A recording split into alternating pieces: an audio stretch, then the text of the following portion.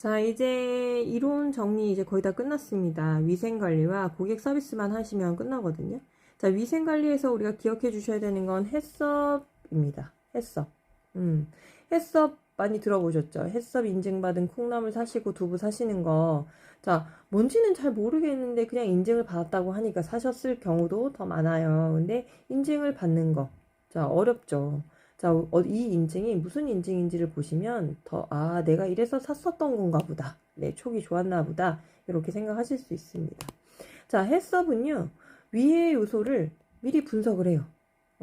식품을 가공하거나 제조하거나 이런 그 공정 중에 발생 가능한 정말 잠재적인 위의 요소도 우리가 미리 찾아내서 전제로 두고 그거를 분석해서 이런 것들이 발생됐을 때 우리가 어떻게 해야 되겠구나라는 그 모니터링하고 관리를 하는 시스템을 해썹 인증이라고 합니다.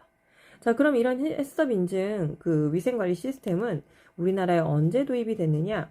101페이지에 보시면 1995년 12월 29일 우리나라 식품위생법에 도입이 되었다라고 되어 있습니다. 그럼 해썹 인증은 우리나라에 언제 도입이 되었을까요? 라고 문제가 나오면 1995년 이렇게 답을 하셔야 되죠. 자, 해썹의 7가지 원칙입니다. 위의 요소 분석, 중요 관리점 결정, 한계 기준 설정, 모니터링 체계 확립, 개선 조치 방법 수립, 검증 절차 및 방법 수립, 문서화, 기록, 유지. 자, 모든 원칙이나 그 계획들은 제일 중요한 게 위에 있습니다. 자, 그래서 위의 요소 분석이 도대체 무슨 단계이냐, 요거를 좀 잘 기억을 해주시면 될 것 같아요. 그래서 원 부재료 및 제조 공정 중 발생 가능한 잠재적인 위해 요소 도출 및 분석하는 과정을 위해 요소 분석이라고 합니다. 잘 기억해 두세요. 자, 그럼 넘기겠습니다. 자, 식중독을 예방하기 위해서 이런 인증관리 시스템이 있는 거겠죠. 자, 식중독 그럼 뭐예요? 다들 아시죠? 음식이나 이런 것들을 접했을 때 구토, 설사, 복통 등을 일으키는데 같은 음식을 먹고 2명 이상 발생됐을 때를 우리가 식중독이라고 합니다. 자, 식중독을 예방하기 위해서 우리가 이런 것들을 체크하셔야 된다는 거죠. 교차 오염. 막 쓰레기 막 버리고 있다가 손님 와가지고 손도 안 씻고 막 들어오자마자 커피를 뺍니다. 교차 오염입니다. 자, 그 다음 선입선출. 뭐예요? 선생님들 마트 가셔가지고 맨 뒤에 있는 우유 사시죠. 유통기한이 많이 남아있는 걸 사시는 거잖아요. 그 이유가 우리가 상품을 진열할 때도 먼저 입고 먼저 진열됐던 것들을 빨리 먼저 팔아내고 나중에 진열된 것들을 뒤로 놓으면서 관리를 하는 시스템이죠. 선생님들도 매장 운영하실 때 우유가 이미 쓰던 게 5개가 있었어요. 기존에 받아둔 게. 근데 오늘 새로 한 박스가 들어왔어. 그러면 새로 들어온 한 박스를 뒤쪽으로 배치해두고 나중에 쓰셔야 되는 게 바로 선입선출입니다. 자, 식중독의 분류 보시면 바이러스성 식중독을 한번 보시면 좋을 것 같아요. 바이러스성 식중독은요, 공기, 접촉, 물 등의 경로로 전염이 되는 시스템입니다. 그래서 사실은 내가 파는 카페에서 파는 치즈케이크 때문에 배 아팠다라고 하는 게 100%가 아닐 수도 있다라는 거예요. 물론 위생관리를 잘 하는 전제 조건 안에서요. 왜냐면 이런 아주 사소한 경로로도 감염이 되는 게 사실 바이러스성 식중독이기 때문에 선생님들이 만약에 고객들에게 불만이 접수됐다 하더라도 이런 것들을 좀 감지하시고 인지하시고 뭔가 응대를 하시면 좀 더 도움이 되지 않을까 싶습니다.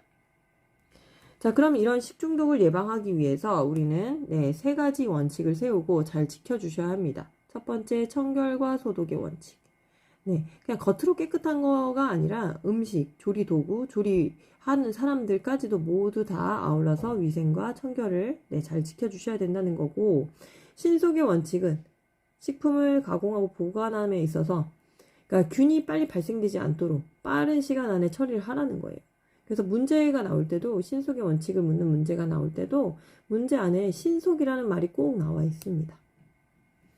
그 다음 냉각 또는 가열의 원칙. 자, 뜨거운 건 뜨겁게, 차가운 건 차갑게 그 온도, 적정 온도를 지켜서 나가셔야 되는 거고, 자, 그러면 그 미생물이 가장 번식하기가 쉬운 온도 범위가 사실은 25도에서 37도라고 하거든요.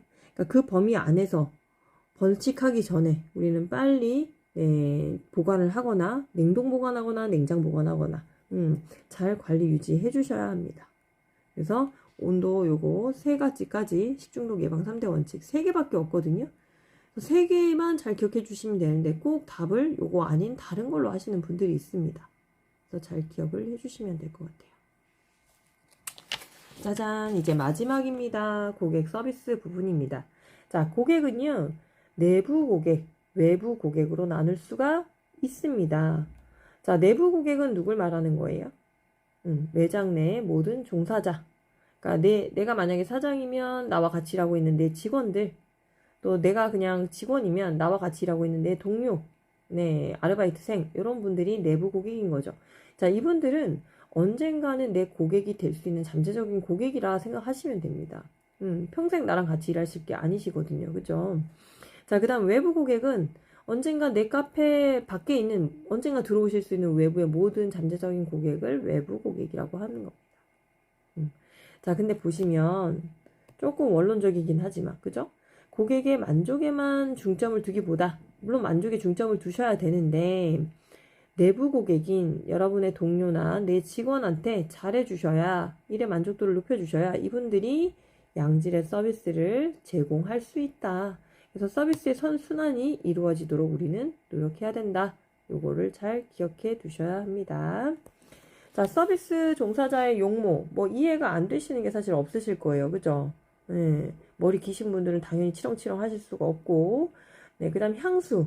자, 커피나 음식 같은 경우에는 우선 맛보기 전부터 향을 먼저 맡잖아요. 향이 먼저 맡아지기 때문에 직원의 향수가 너무 짙거나 화장품 향이 너무 강하면 손님의 후각에 마비를 줄 수 있다라고 합니다. 그래서 그 맛을 제대로 느끼지 못하게 한다면 여기 음식 맛이 그렇게 있는 게 아닌데 라고 생각할 수도 있다는 거죠.